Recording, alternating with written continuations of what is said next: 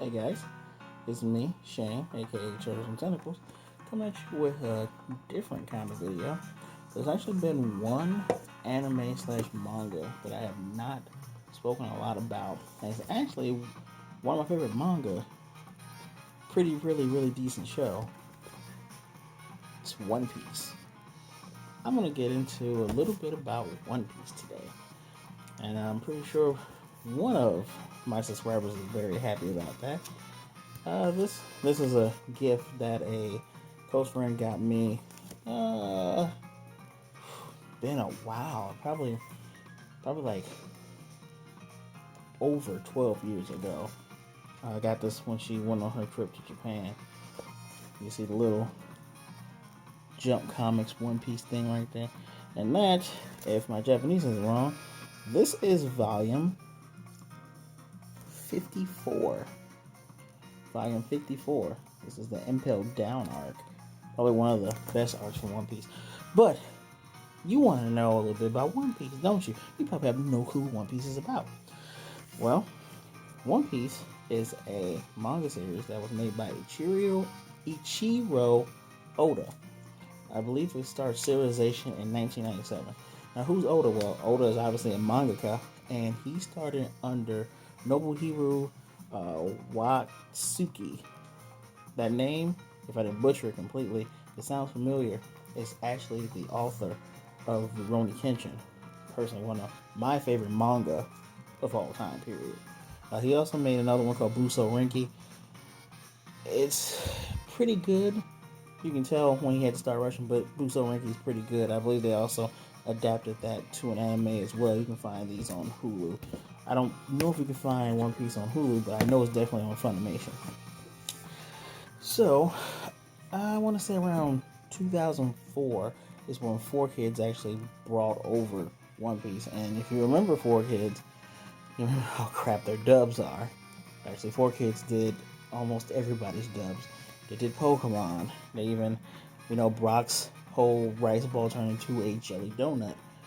They just rewrote and did everything. Even the guns in One Piece became like little water pistols, and yeah. But when they lost the license in 2007, that's when it got picked up by Funimation. So you're gonna hear a lot of the Funimation greats doing the dubbing for that. And I know what you're saying. You're saying, man, you talk a lot about subs and dubs, and now you're talking about dubbing. Well, the UPN on 4Kids, the kids block, the Fox block, or whatever it was called back then, when they had Ultimate Muscle, Kinnikuman, they had Fighting Foodons, and they had One Piece. That was my introduction to One Piece. And a lot of people say they can't get into One Piece because of their art. Well, it's hard to argue with a person's preference of art, but I guarantee you, it does not start looking like this. The art over the years that this manga's been out, and it came out in 1997. It's about 30 years old about now. Oh Lord, yeah, it's getting up on 30 years actually. Sorry, about 23. It's close, give or take. Sorry about my math being off. It's been around for a while. The art does change, and it's amazing. Before I get into 3 reasons why you should read or watch One Piece, I'm going to get into a little bit more factoids. Now, I already told you that it was brought to Shonen Jump. Well, Shueisha, that's the company that runs all that stuff. Was it Shueisha? Give me a second. Oh my god. It's Shueisha.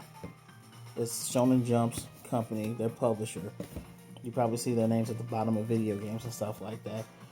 It was published in 1997, and as of April 2020, it has had 96 volumes. What does 96 volumes mean to you? That's 974 chapters to date. In terms of anime episodes, that's 20 seasons. Now, what does 20 seasons mean? Currently, that's 929 episodes. How much of that's filler? They have filler arcs here and there to help Oda catch up with writing and stuff. He does a lot of research, which is pretty remarkable, especially since this book is about pirates, marines, and the greater world out there. Some more accolades for you. I got some pulled up right here. As of May 2020, the manga has sold over 473 million copies in circulations in 43 different countries. So it's actually the best selling manga series of all time. Actually set the Guinness World Record for most most copies published for the same comic by the same writer of that series. Wow, that means it beats. It's that comic, right? So it beat Batman, beat Superman, beat everything we have. It's beat Dragon Ball. Anything that you can think of, it is one currently. Excuse me. It became best-selling manga for 11 consecutive years until 2018. I believe 2019, the Demon Slayer manga beat it for what's best-selling manga for that year. Fortunately, unfortunately, I don't know. I haven't watched Demon Slayer yet, but I plan on getting around to that. Let me see. It's generated more than $21 billion of merchandise, and I'm talking books, DVDs for the manga, for the anime, plushes, toys, video games, every kind of merchandise. That's how much revenue is generated. Let me see. Is there any other tidbits I got for you here? So, why has the series run so long? Oda had originally planned on just making it a 5-year series. He already has the ending in his head and just happened to keep going. And he plans on sticking to that first version of the ending that he has. And he's going to stay true to himself and just end it how he always wanted to end. I heard through the grapevine, I wish I could bring up the source of where I heard this from, that it was about 2017. It's supposed to end in 2 years, but obviously it's 2020 now. I'm pretty sure the series will probably end maybe 2025. I don't know. There's so much more story to tell. So that's the number one thing. Why you should read or watch One Piece is the story. And when I'm talking about story, I'm talking about world building. I'm talking about the satisfaction you get from watching these arcs. Now, what do I mean by arc? Obviously, if you're watching this video, this probably isn't your first time reading or watching an anime, but just in case this is your first time, when I talked about Dragon Ball, I talked about sagas. Sagas and arcs are more or less the same thing, and it's one central plot going on for an extended period of time. When you read or watch a One Piece arc, they set up very well, who are protagonists, and not just our main protagonists, but who are our protagonists, what is the issue going on, and you do get a lot of twists and turns in between this. And a lot of times these twists and turns actually deal with what's going on in the overall world. I wish I had the technology to show you a map of the globe of One Piece. I'm still trying to wrap my head around it. When I first see it, it kind of looks small, but once you experience where our main characters, the Straw Hat Pirates, go, it's pretty full. I mean, this world has not just not just humans. It has giants. It has dwarfs. It has tiny people. It has animal people. It has fishmen. Fishmen are a big part of One Piece. And you can, again, I keep throwing all these things at you. You're probably saying, "Well, what's the baseline plot?" Well, the baseline plot is there was this not supposed to. He was called the King of the Pirates. His name was Goldie Roger. Before he died, he told everybody, "Hey, everything I got, I left it in one spot," and they call that treasure One Piece. Well, our main character, Monkey D. Luffy, his plan is to find One Piece and proclaim himself King of the Pirates. One of the best things about One Piece is the show is not about the One Piece. It's the One Piece is just it's a symbol. Yeah, it's a thing that people want, but and I don't want to give away too much, I really encourage you to read or watch this. I know it's a lot.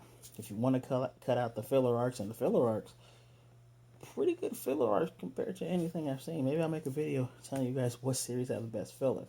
This is not some Naruto or some Shippuden filler arcs. These are actually decent stories.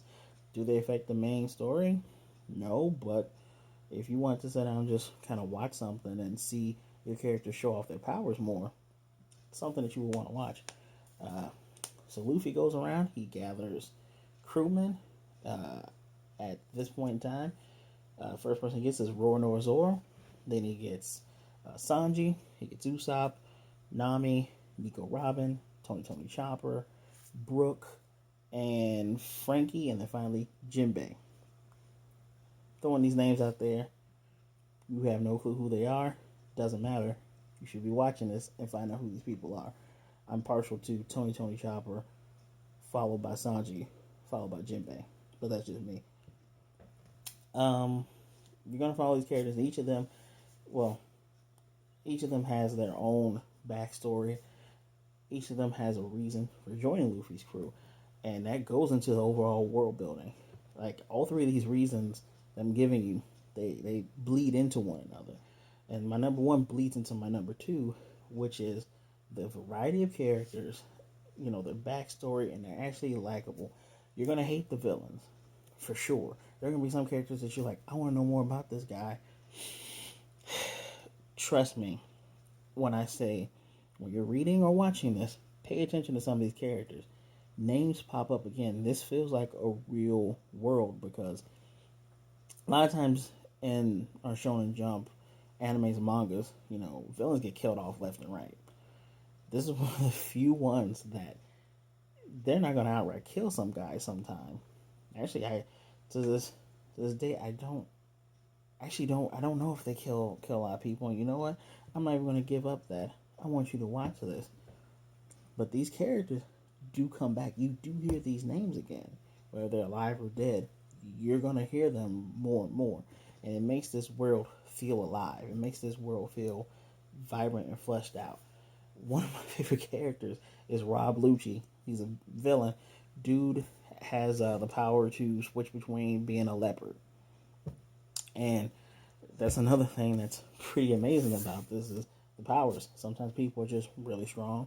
Sometimes people have this ability that you won't find out later called hockey, and a lot of the story in the beginning revolves around the devil fruits. Once you eat a devil fruit, you can't swim anymore, which is a big problem when it comes to a world about being a pirate or marine man, and you're swimming around and you can't swim. Maybe one day I'll make a video going deeper into about that stuff, but on the baseline, those are special. These are the abilities. These characters are just you're gonna love them. I guarantee that you will find at least 3 characters that you like. You probably find one character that you care about enough that you want to see this character thrive. That is how good this is, and it bleeds into my third reason. And this might sound a little bit blasphemous to some people, especially you Naruto fans out there. One Piece to me is the true evolution of the shonen manga or the shonen comic. What do I mean by that? It's obvious that guys like Eiichiro Oda, my guy Watsuki, the Kubo Tights, the Kishimotos, they're all influenced by Dragon Ball, right? You start off with the character, whether the character's lovable, the character's stoic, doesn't make a difference. You start off with this character, then you gain other characters, and you gain powers, you have these larger than life fights. Even when these characters in One Piece gain new abilities, and it's hard to say gain new abilities because off screen, some of these guys train, and they will show you that these guys are training. These are characters that had lives before you see them on the screen, so they have backstory. Even in the time skip, you will see moments, and of course, there's a time skip, guys. Come on, 974 chapters, 929 episodes. There's a time skip, and they didn't have to market it as One Piece Part 2. Not throwing any shade at anybody, just saying. You're going to see bits and pieces of these guys training, or bits and pieces saying, hey, This is move part one. This is move part two. What?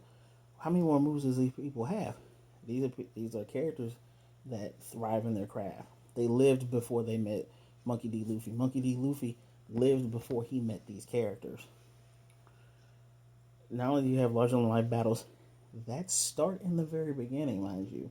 I say by the time Luffy and Zoro meet Nami and they go on to meet Usopp, and things start ramping up. As soon as you get to Sanji, you get Fishman, then you get the world government, then you get pirates that work with the world government. These are larger than life events, and these are larger than life characters having larger than life battles. And when you watch a Dragon Ball Z arc, it's almost formulaic. You get a moment in the beginning where it's quiet, and then a character, either a bad guy is introduced or a good guy is introduced to tell you about the bad guys that are coming up. And you go from this hopeless, get a little bit of hope, then it's bad, a little bit of hope, then it's bad. In One Piece, during these arcs, you truly, and I hate to throw shade on Dragon Ball Z, but a lot of times I truly wonder how they get out of these situations. There's a power creep, but the power creep is not all that noticeable. You're not wondering, oh man, these guys have god powers. What's higher than a god power? That's not it at all. It's just who is stronger. Once you get to a certain point, that's when you notice, oh, these are the big dogs. Okay, this is how our main characters compare to the big dogs. There isn't, and now I'll spoil this, but I won't tell you when. There are moments when they have to run. There are moments when they need to escape. And this isn't just one or two times, and it's not just a comedic moment. There are serious moments. There are ideals that clash with one another.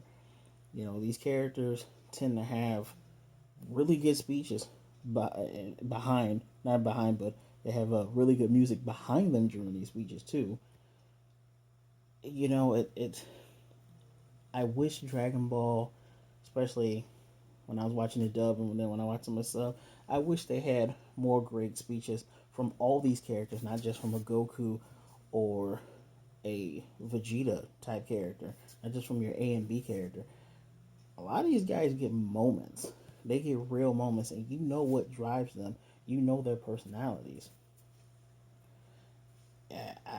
It's a reason why this is the greatest selling manga of all time. And I don't know if in my lifetime, or if you're a young person watching this, in your lifetime, I don't know if we're ever going to get something like this again. One Piece is truly, truly a phenomenon. This guy right here, Magellan, that's one of my favorite guys too. I'm telling you, this show gets some hate because it doesn't look like a Naruto. It doesn't look like a Bleach. It doesn't look like a Dragon Ball Z. And that's good. We need more variety when it comes to things like this. There's a reason why One Piece was part of the big three. Is the reason why it's still going on. There's a reason why people care about Monkey D. Luffy, Zoro, Sanji. There's a reason why these movies, these books do as well as they do. And there's a reason why I put in such high regard. No, it was not in my top 10, but my top 10, well, a lot of my top 10s have ended, and a lot of my top 10s have emotional investments. But, I do remember Saturday mornings waking up to watch this. I do remember, going to college, and after because I read stuff right before I went to college on sites, finding online websites to watch where I had stopped reading, and then wherever the episode stopped, I read and kept going. I prefer to read these things because there's no filler in when you read a manga. If anything that I've told you in these 20 minutes is that you should give this show a genuine try. One of the tactics I do when getting people to watch anime, sometimes I will show you one of the best fights. Sometimes I'll say, look at this. I got somebody to watch Bleach from showing them the Ichigo versus Grimjaw battle when they finally went at it. And they said, well, what happened before this? What's going to happen after this? You got to go watch that for yourself and find out. Sometimes that's how you entice people. Sometimes you got to start at the beginning. It is a beautifully wild ride. I encourage everyone to, again, watch One Piece. And if you don't feel like watching, find time to read it. We're all inside right now, right? So, yeah, guys, thank you for listening to me ramble on. If you do watch or read One Piece, who's your favorite character? Who's your top 3? If you could have a power, what power would you have? I'm definitely going to do a video about powers in here. I'm definitely going to do a video about top anime villains, and you might see 1 or 2 from here. They have some really good villains, and to me, the key to a good villain is repetition. But I digress. Tell me how you feel about One Piece. Is there an anime or manga that you think I should read, that you think everybody should read and watch? Let me know down below. Please be safe, be blessed, take care of yourselves. Shane out.